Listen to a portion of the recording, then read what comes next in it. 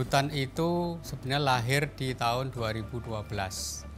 Jadi waktu itu kita kerjasama dengan pemerintah kota dan pemerintah provinsi dalam upaya kontribusi UNESA dalam menghijaukan kota, ya. Dan harapannya memang hutan itu akan menjadi paru-parunya kota Surabaya. Nah, konsep itu dikembangkan yang mulai tahun 2012 tadi adalah konsep yang mendukung 3 hal, ya. Yang pertama itu adalah rekreasi, yang kedua itu adalah edukasi, yang ketiga itu adalah konservasi. Jadi kita singkat REK, kan sama dengan Surabaya, ya. Nah, kalau manggil orang REK lah itu, tapi di sini punya arti, ya.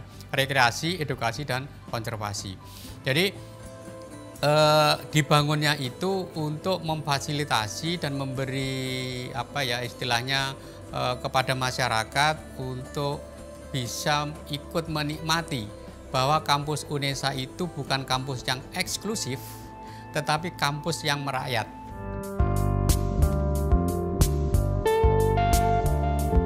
Rekreasi itu adalah kita ingin memberikan kepada masyarakat untuk tempat rekreasi, ya, karena di situ banyak fasilitas yang bisa dinikmati oleh masyarakat.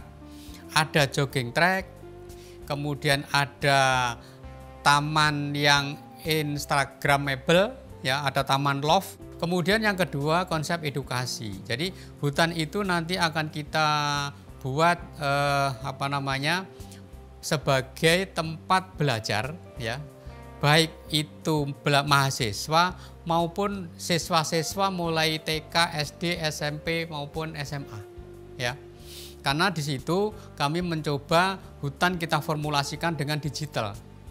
Setiap tanaman nanti akan kita beri barcode, ya. Jadi nanti sudah kalau mahasiswa atau siswa yang datang ke sana pengen tahu, oh ini pohon apa, tinggal ngecek di barcode, dicocokkan, oh nanti akan muncullah data-data itu. Termasuk familinya apa, asalnya dari daerah mana, itu akan muncul seperti itu. Itulah bagian dari edukasi. Kemudian konservasi. Konservasi yang ada di situ itu adalah bagaimana kita mempertahankan, ya, pohon-pohon yang sudah mau punah, ya. Jadi ada pohon kenitu, ada pohon kuitang, ada pohon matoa yang dari Irian, itu kami ada, ya. Maka disitulah kemudian kita coba kembang biakan supaya nanti itu tidak punah. Nah, tetapi untuk konservasi yang lain juga kami ingin mengembangkan. Di situ ada taman rusa, ya. Nanti akan kita membiakkan taman rusa, ada taman kelinci, ya. Itu sudah kita ada juga. Kemudian ada juga taman burung merak. Nah, di sisi lain juga nanti ada taman burung kakak tua. Walaupun lahan tidak terlalu luas, kurang lebih 4 hektar, kita mencoba memetakan kondisi seperti itu, padat tapi efektif. Nah, itulah yang kami konsep yang berikutnya.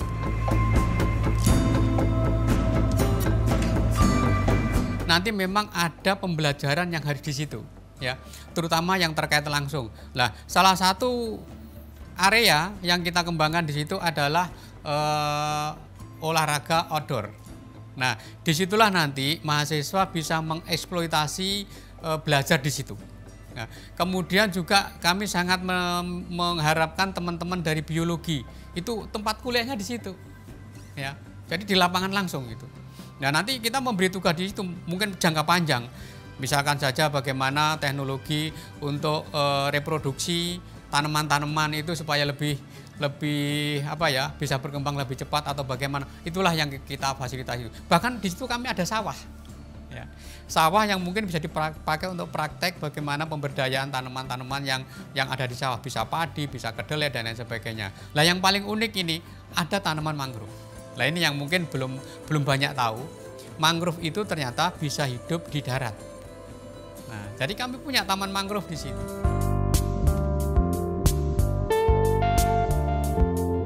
Kendala utama adalah terkait kondisi Tanah di Lidah itu adalah tanahnya sangat antik ya. Kalau musim hujan airnya melimpah ya. Kemudian kalau musim kemarau airnya tidak ada. Tanahnya pecah-pecah. Bahkan sumber air di kampus Lidah ini itu tidak ada. Sudah kita ngebor di beberapa titik dengan kedalaman 75 meter sampai 125 meter tidak menemukan air. Jadi kendala utama adalah air. Maka kemudian kami mencoba membuat embung-embung itu dalam rangka untuk menampung air sehingga kebutuhan air untuk tanaman bisa terpenuhi. Jadi ada sungai di belakang, kita bendung, kemudian kita pasang pompa, kemudian dari pompa itu kita alirkan ke embung-embung itu supaya airnya ada terus. Ya, di belakang ada sungai, di depan itu ada danau. Kalau memang sungai sudah tidak memenuhi, nanti kita ngambil dari danau. Jadi masalah utama adalah air.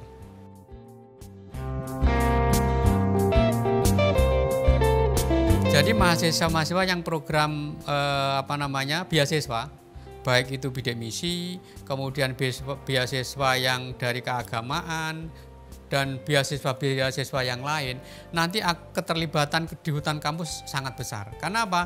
Kami akan menugasi satu kelompok mahasiswa itu apakah 3 atau 5 mahasiswa harus memelihara pohon yang sudah hidup itu. Satu harus dipelihara betul, tidak boleh mati. Kalau mati, mahasiswa suruh ganti. Tujuan kami hanya mengharapkan kepedulian dari mahasiswa itu bagaimana merawat hutan kampus atau yang kemudian selanjutnya kita sebut lab Merdeka Belajar ya, karena kami memberi fasilitas cukup banyak di situ untuk belajar secara ya untuk mengeksplor lah mahasiswa dan siswa-siswa nanti. Nah, disitulah kemudian kami minta kepeduliannya bagaimana itu bisa terus berlangsung.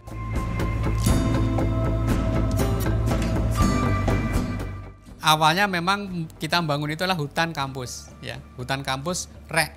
Tetapi dengan kebijakan pemerintah, terutama dari kebijakan Kemdikbud yang mengembangkan kurikulumnya itu adalah Merdeka Belajar, ternyata ini sinkron, ya, sinkron.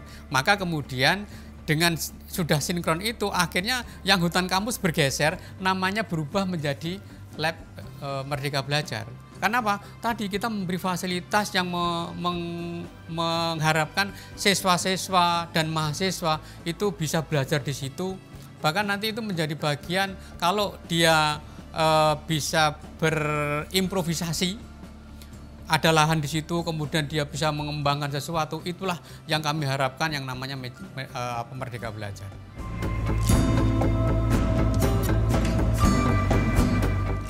Nanti setelah di launching, itu adalah bagian salah satu yang kita harapkan menjadi sumber pendapatan UNESA. Ya, jadi masyarakat nanti di situ akan ada, ya paling tidak ada kontribusi lah. Ya, misal yang seperti yang di kolam ikan, itu sudah kita tabur banyak benih ikan, ya, dan sekarang sudah mulai besar-besar. Maka nanti masyarakat di situ bisa mancing di situ. Kemudian setelah dapat, pada saat dia pulang, ikannya ditimbang. Nanti kita pilih 1 kilo berapa rupiah. Nah itu nanti menjadi bagian yang itu. Tapi tetap di sisi lain, fasilitas yang tadi yang saya sebutkan bahwa ada tempat outdoor party itu juga kami jual ke masyarakat. Ya, siapa tahu nanti ada yang mau pesta kebun atau mau menikahkan anaknya yang pengen tidak di gedung, kami punya fasilitas itu. Kita membangun multifungsi, bisa dipakai belajar, bisa dipakai rekreasi, bisa dipakai konservasi, tapi juga bisa kita bisniskan. Itulah yang kita kembangkan.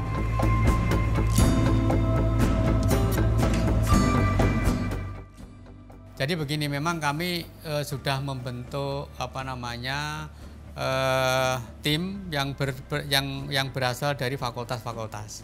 Yaitulah menjadi motor untuk menyampaikan kepada mahasiswa bahwa konsep kampus UNESA itu sekarang ekokampus.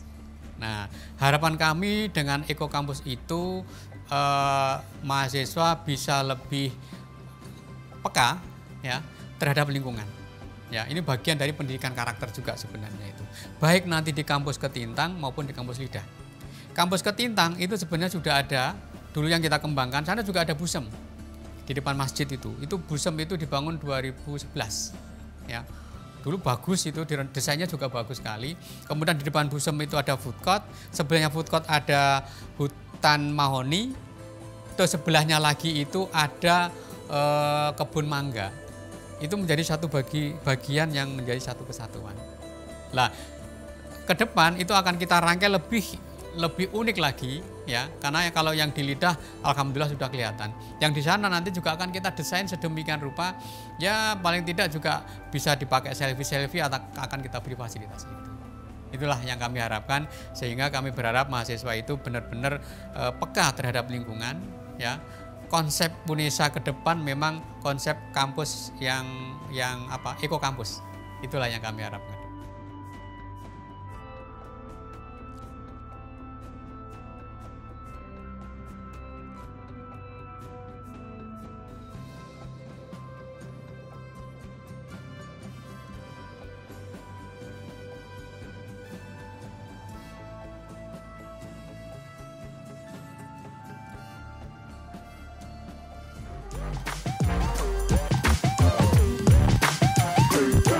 KJ TV.